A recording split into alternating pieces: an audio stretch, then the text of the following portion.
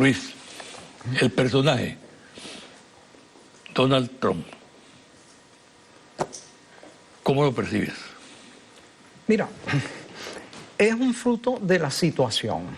¿Y cuál es la situación? El eje del mundo ha cambiado de lugar. Mucha gente de mentalidad estrecha vivía en un mundo en el cual Estados Unidos era el centro de todos los poderes. Ya no es así. Estados Unidos desde hace 2 años dejó de ser la primera potencia del mundo. Es decir, ahora China y sobre todo el Asia dominan la escena mundial con su producción, con su peso estratégico, etc. Estados Unidos ha pasado a ser una potencia de segunda. 2, dentro de Estados Unidos, la tradicional supremacía blanca ya ha ido dejando de existir y dejará de existir en muy poco tiempo, en unas décadas. La población no caucásica de Estados Unidos, entre afrodescendientes, asiáticos y hispanos, que ellos no los consideran caucásicos, no los consideran blancos, a pesar, aunque sean pálidos, aunque sean enteramente blancos, no los consideran blancos, es superior. La supremacía, White Anglo-Saxon Protestant, eso es un fenómeno a punto de desaparecer. Entonces Trump recolecta las frustraciones que hay en Estados Unidos en función de esas 2 derrotas, una derrota a escala mundial y otra derrota Eso le da interna. la victoria.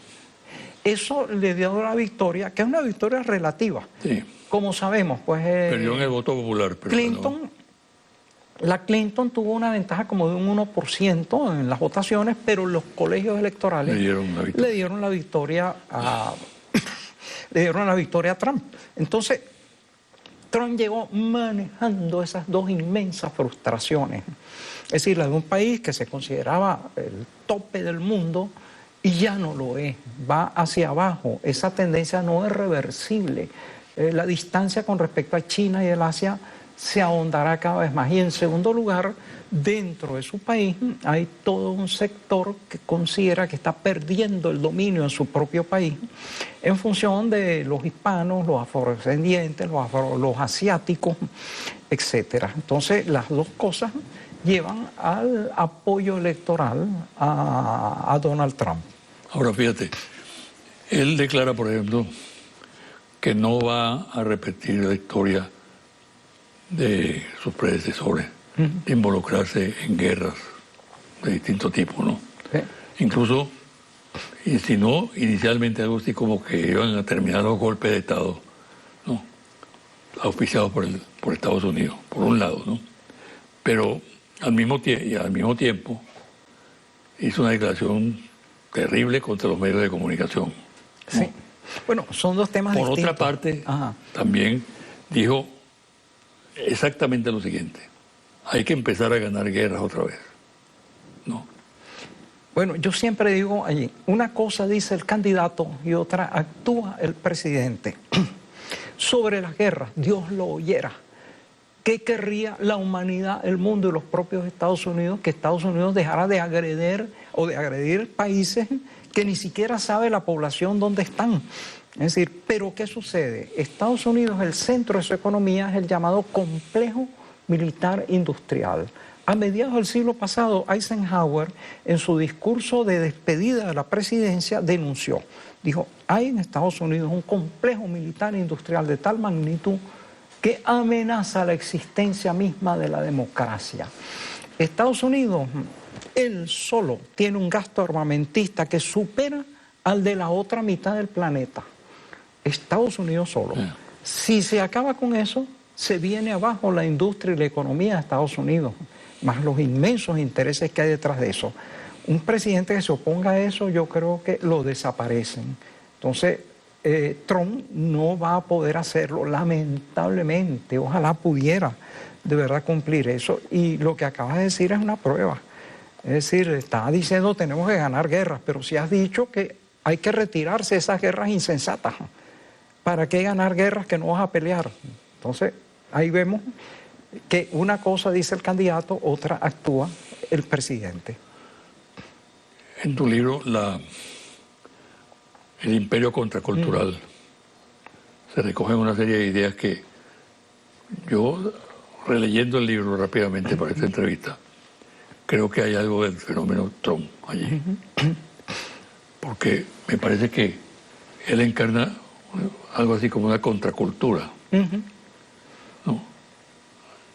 De un hombre que no tiene condiciones políticas, pero que hace la política y acierta por lo menos electoralmente para ganar una elección, ¿no?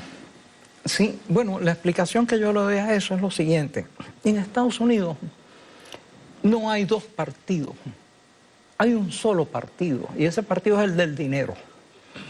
Esto es tan evidente que en la administración pasada ya el propio Congreso legalizó las contribuciones que hacen los capitalistas a los propios políticos. Eso antes era una vergüenza, que fulano de tal estaba financiado por tantos millones, por tal compañía. Oye, desde luego, esos millones no eran gratuitos, era para convertir ese político en agente. Y llega el clímax ahora con esta plutocracia.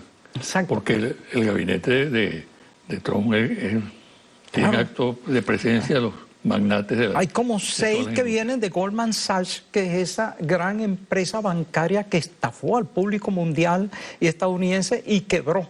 Entonces, fíjate, es que ahora no es que haya millonarios o que el dinero necesite políticos que lo representen, es simplemente que ahora tenemos el dinero que no necesita políticos. Simplemente ahí está Trump, dice vamos a acabar con el disimulo. Estas instituciones lo que son es pantalla de los millonarios. Yo no necesito ya pantallas, yo soy el que tengo los millones. Podemos directamente hablarle al público sin tener necesidad de esos intermediarios. Ha sincerado la situación. Ha sincerado las instituciones. Claro. Pero un congreso en el cual cada diputado era representante de quienes le costeaban sus campañas. Hay una novela de ciencia ficción muy buena de mediados del siglo pasado, Los mercaderes del espacio. Se va al Congreso de Estados Unidos, hay una fracción de la Mega Cola, por ejemplo, y otra fracción de la no sé qué cosa Motors. Las transnacionales y las empresas ya tenían fracciones parlamentarias. Eso era de hecho lo que estaba pasando y sigue pasando. Entonces ya se perdió la vergüenza. No necesitamos políticos que nos representen, nosotros nos representamos a nosotros mismos. Poderoso caballero es don dinero, ya está. ¿Cómo debe manejarse Venezuela en esta situación? Bueno, Venezuela... Excepcional, indudablemente, ¿no? Como se ha manejado, una actitud, en primer lugar, de respeto. Es decir, Estados Unidos, bueno, es un país sumamente poderoso, pero nosotros exigimos que nos dé espacio para nuestra soberanía y tenemos el derecho a resistir sus intereses imperiales cuando se vuelven injerencistas. En ese sentido, siempre la actitud de Venezuela ha sido tener las mejores relaciones posibles con Estados Unidos, pero resistir a la injerencia, porque injerencia ya no son relaciones. Yo puedo tener muy buenas relaciones con el vecino que está al lado de mi casa, pero si me meto en la casa a hacer lo que me dé la gana y a romperle cosas y todo eso, eso no es aceptable. Entonces, esa es la actitud que debe seguir teniendo Venezuela. Ahora, creo que la unidad del país es fundamental, ¿no? El país está prácticamente cercado en este momento. Hay una ofensiva feroz en el exterior que se alimenta de la miseria de una oposición que no tiene sentido de patria, ¿no? Ese fenómeno es sumamente inquietante. Y creo que tú, que conoces bien la historia, incluso has manejado el tema, puedes aportar algo. Desde la época, desde Cipriano Castro no se veía una situación similar, ¿no? Con Cipriano Castro, 6 imperios se alzaron contra Venezuela, porque Cipriano fue nacionalista y no toleró los atropellos de las potencias. Hay que decir, por cierto, hay una película sobre Cipriano Castro que le hice el guión, dirigida por Román Chaló, ya está lista. En pocos días o semanas estará exhibiéndose al público. Se llama La planta insolente, un hombre contra 6 imperios. Bueno, Cipriano... Una buena cuña, ¿no? Sí, no, cómo no. Cipriano tuvo, es que llevamos como 6 años preparando esa película. Entonces Cipriano tuvo problemas, no que él tuviera problemas, tuvieron problemas con él. La Bermúdez Company, que es una compañía faltera, compañías holandesas, compañías alemanas, compañías francesas, todas tenían intereses en el país y pretendían no estar sujetas a las leyes de Venezuela y que Venezuela les pagara reclamaciones infladas. Y como Cipriano no accedió a eso, enviaron una flota de 14 acorazados a bombardear las costas venezolanas. Cuando se inició el bombardeo, ellos eran una fuerza irresistible, pero en cuanto bombardean, resulta que Venezuela reúne 100.000 voluntarios dispuestos a defenderla. ¿Qué flota invasora podía contra 100.000 voluntarios? Y uno de los primeros fue el doctor José Gregorio Hernández.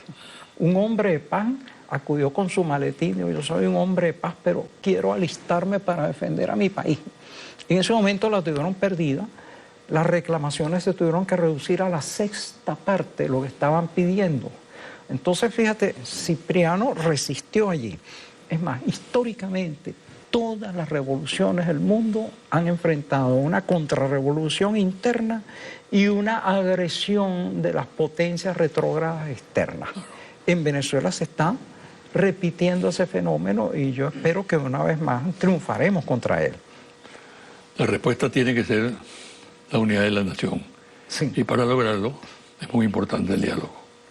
¿Cuál es tu opinión sobre el diálogo? Sí, mira, en este caso... O la situación en que está el diálogo en este momento. En este caso, cuando Cipriano Castro se vio asediado, imagínate tú, Alemania, Inglaterra e Italia estaban al mismo tiempo bloqueando y las demás potencias haciendo reclamaciones. Entonces, él lanzó esa célebre proclama: la planta insolente del extranjero ha hollado el suelo sagrado de la patria. Y entonces una unidad total. Él soltó a los presos políticos. El Mocho Hernández, que se había alzado contra él, fue uno de los primeros en presentarse también para defenderlo. La defensa de la patria convocó la unidad nacional y esa fue la gran derrota de las potencias. En este caso también, bueno, el diálogo. Pero hay que señalar otro elemento que no es tan evidente allí. Tenemos una especie de protección que es, digamos que la protección del posible veto de Rusia y de China en el Consejo de Seguridad de las Naciones Unidas. ¿Por qué no han empezado a caer bombas sobre Venezuela? Porque ese veto es posible. Es decir, y entonces eso llevaría a un conflicto de gran magnitud. Entonces, mientras tenemos esa especie de escudo en lo internacional, tenemos que tener otro en lo nacional, buscando efectivamente una unidad a través del diálogo. Yo diría que la posibilidad del diálogo ha estado abierta desde que Chávez ganó las elecciones. Eso ha sido un solo diálogo. Lo ratificó Maduro. Interrumpido por golpes de Estado, intentos de magnicidio, paros patronales, etcétera, etcétera. Pero siempre tras cada una de esas catástrofes ha habido un llamamiento al diálogo. Se ha reiniciado el diálogo. De hecho, la política es diálogo. Es eso, es un intercambio de ideas. Ahora, diálogo no es rendición. Yo voy a dialogar con fulano, pero no le voy a entregar todo lo que tengo simplemente porque estamos conversando. Bueno, yo creo que lo que tú has dicho tiene una gran validez en este momento, en todos los temas que abordamos. Sí. Te agradezco mucho la presencia en el programa. Bueno, favor que usted me hace, como decimos los pueblerinos. Y te deseo el mayor éxito. Bueno, igualmente. ¿Qué libro estás escribiendo en este momento? Mira, actualmente una historia de la cultura venezolana, que la tengo ya prácticamente lista, lo que estoy es terminándola, y una novela sobre la inteligencia artificial, que es muy pertinente dado cosas como el Big Data, esa cosa que le permitió el triunfo electoral a Trump, etcétera. Y tengo otros proyectos que estoy avanzando. Yo cuando me canso de un proyecto empiezo a trabajar en otro y así voy concluyendo varias cosas al mismo tiempo. Mucha suerte, güey. Bueno. Larga vida. Gracias. Una pausa y al regresar los confidenciales.